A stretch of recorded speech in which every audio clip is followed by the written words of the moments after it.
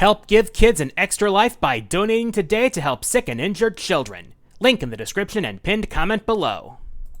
So Luke Sullivan and Shadow the Hedgehog walk into a bar in Memphis, Tennessee.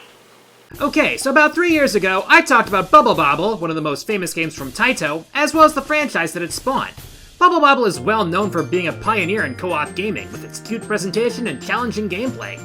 Now, I did mention that there was also a well-known spin-off of Puzzle Bobble, and now I figure it's about time I got around to talking about it. That series is called Puzzle Bobble, or as it's more well-known outside of Japan, Bust-A-Move. Now, I was originally planning to talk about this series with Benjamage, but while I hate to burst your bubble, he kinda graduated from YouTube. Sorry! That being said, however, I do feel this series is worth a mention, as it's easily as significant as its parent series, and even more dangerously addictive. And as it turns out, there's quite a history behind this color-matching puzzle game, considering the legacy that it's left on the puzzle genre. So load up your bubbles and get ready to start poppin'!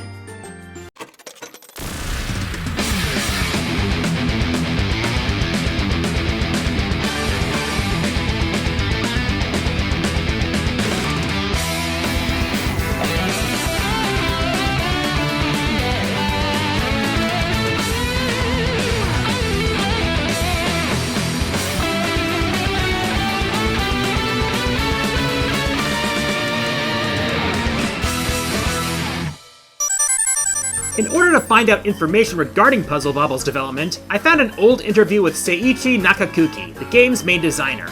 His initial idea started with ideas of marbles and billiards, with marble-like spheres being the pieces and the angled shooting elements of the old classic pool tables. It was in discussing these ideas with his team that the concept came together, foregoing the typical process like spec documents and whatnot. The whole Match 3 concept didn't even materialize with the first prototype, which they called Billiades. It wasn't until they decided on that Match 3 idea that Puzzle Bobble began taking shape.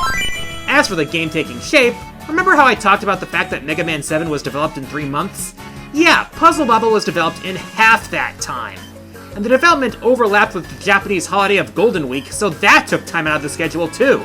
Granted, there is some justification for that short window, given that, well, this was a puzzle game that we were talking about.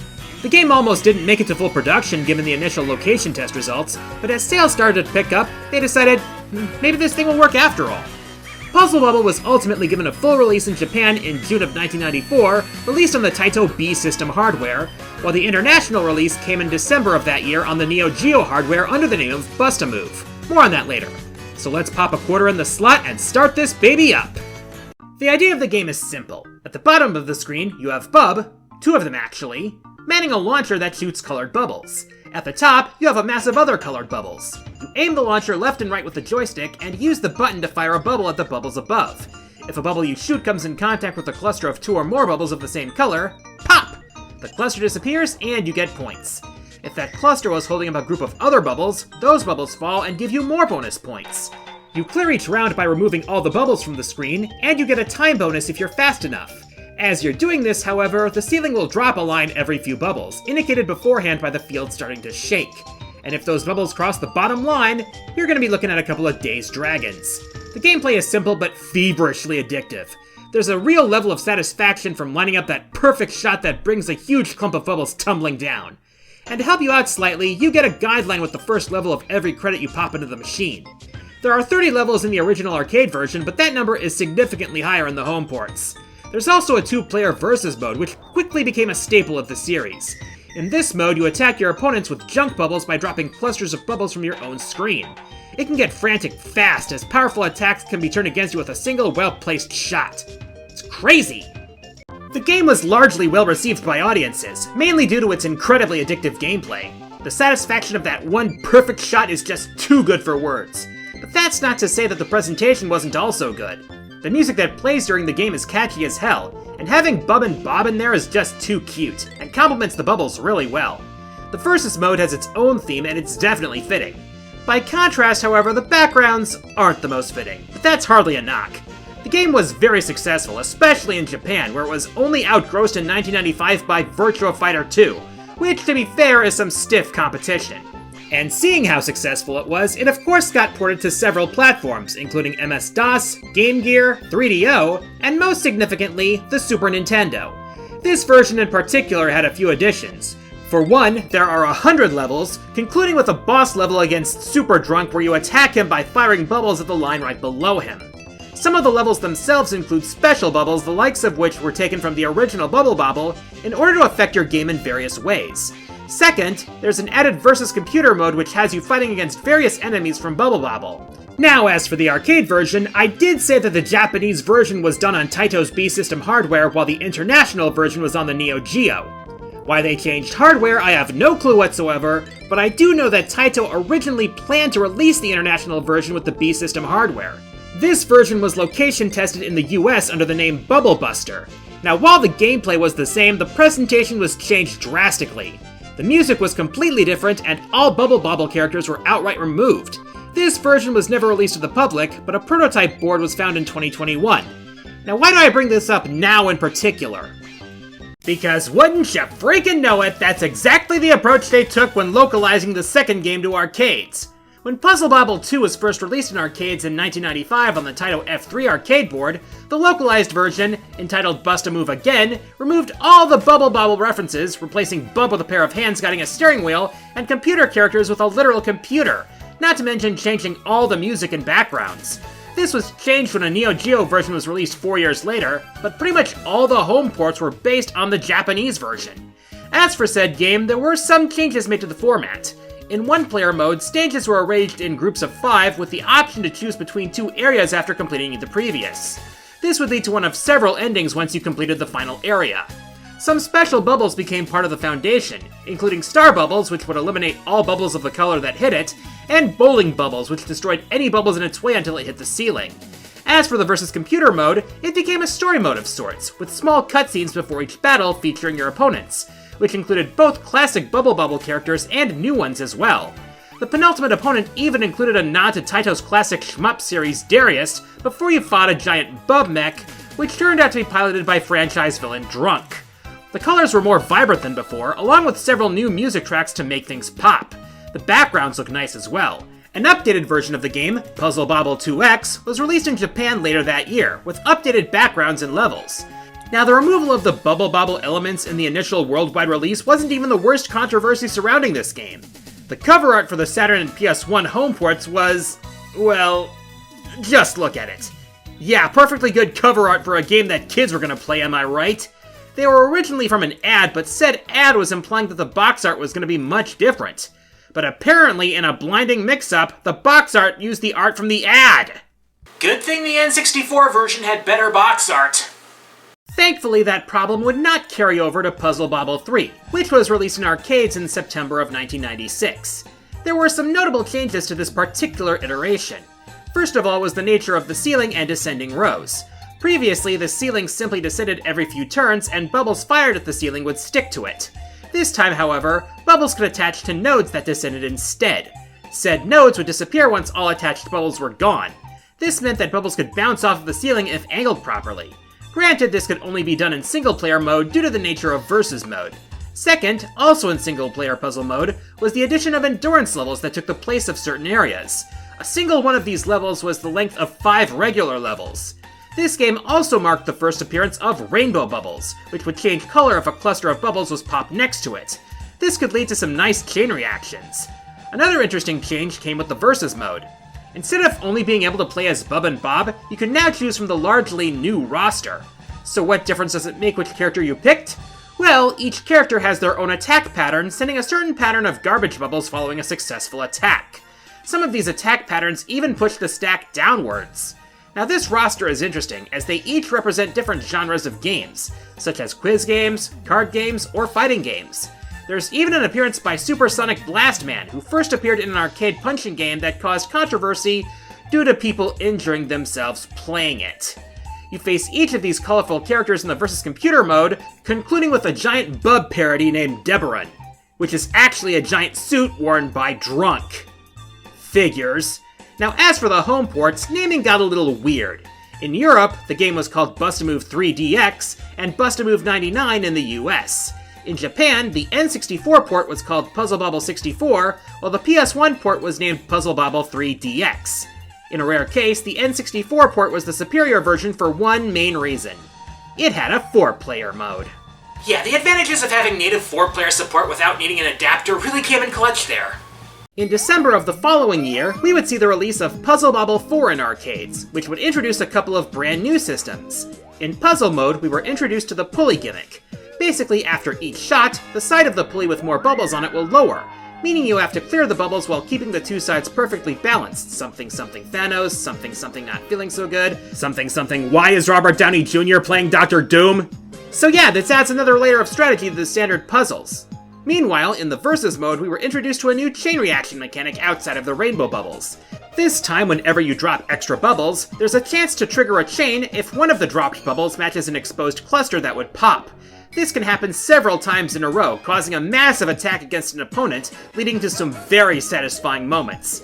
It's really going to help you in the Versus Computer mode, where you must travel the galaxy to recover the fragments of the rainbow bubble which brings the dawn. These fragments have been scattered by the Night Fairy at the behest of the wicked Madame Luna, who, fun fact, is voiced by the same person who voiced Frieza in the original Japanese version of Dragon Ball Z. Also, Luna is actually a mecha being piloted by Drunk, referred to in the localization as Dragon. To the surprise of absolutely nobody! Interestingly enough, however, this isn't the only story mode in this game.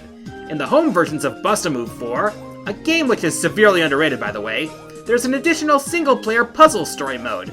It begins one night, when a peaceful night's sleep is interrupted by the arrival of a time goddess named Cronoa. It seems that her magical tarot cards have fallen into the dream world, and she needs your help in order to seal them. The only way to do so is to venture into the dream world and complete stages that correspond to each of the major arcana. It's a lengthy mode and a rather odd story concept, but it does add to the content of the home ports to a significant degree. Next, let's move up to 1999, with Super Puzzle Bobble's release in Japanese arcades. This was the only arcade entry in the series that didn't get a direct console port. More on that in a second. The plot of this game involves our Bubble Dragon heroes trying to protect the Tree of Time from mechanical birds known as Time Eaters. Something something homing shot, something something why does this fight last forever?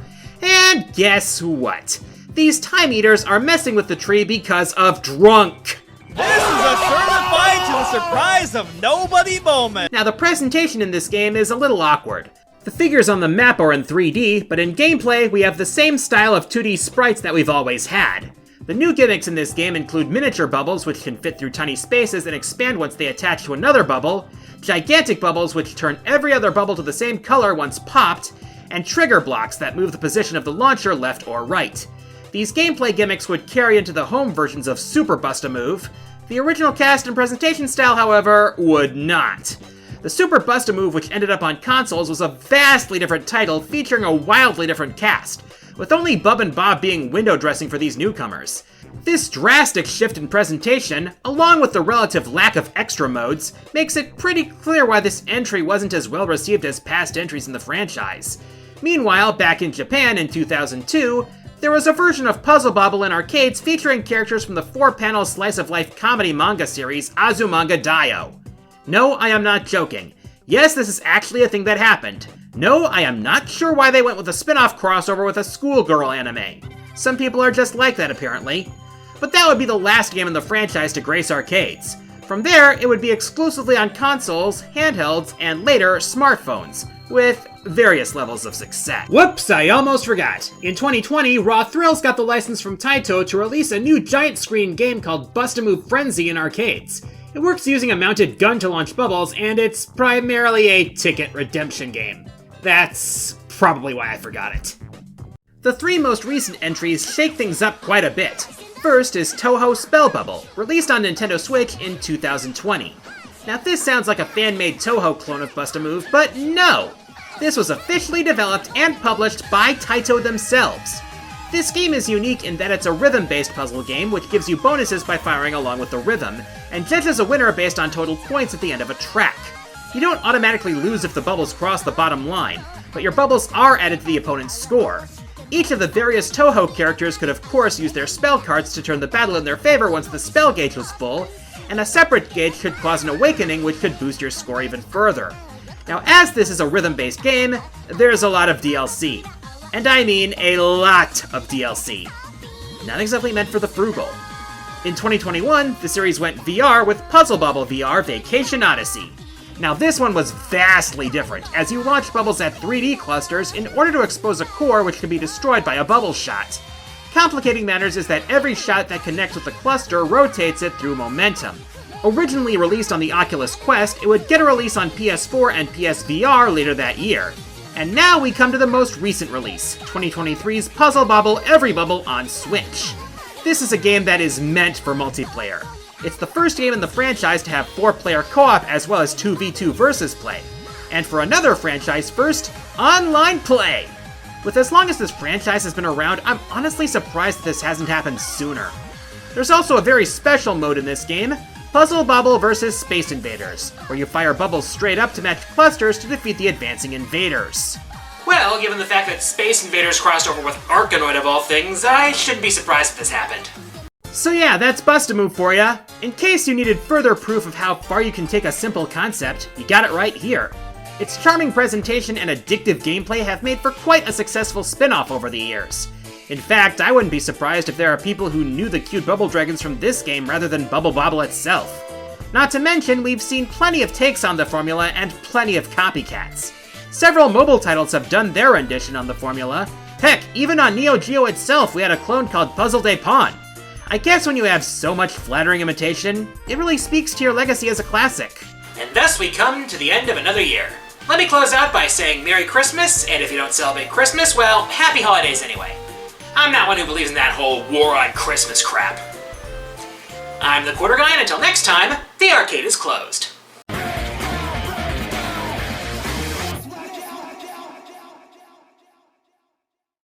Head on, apply directly to the forehead. Head on, apply directly to the forehead. Head on, apply directly to the forehead. Head on, apply directly. Oh, god damn, these commercials suck!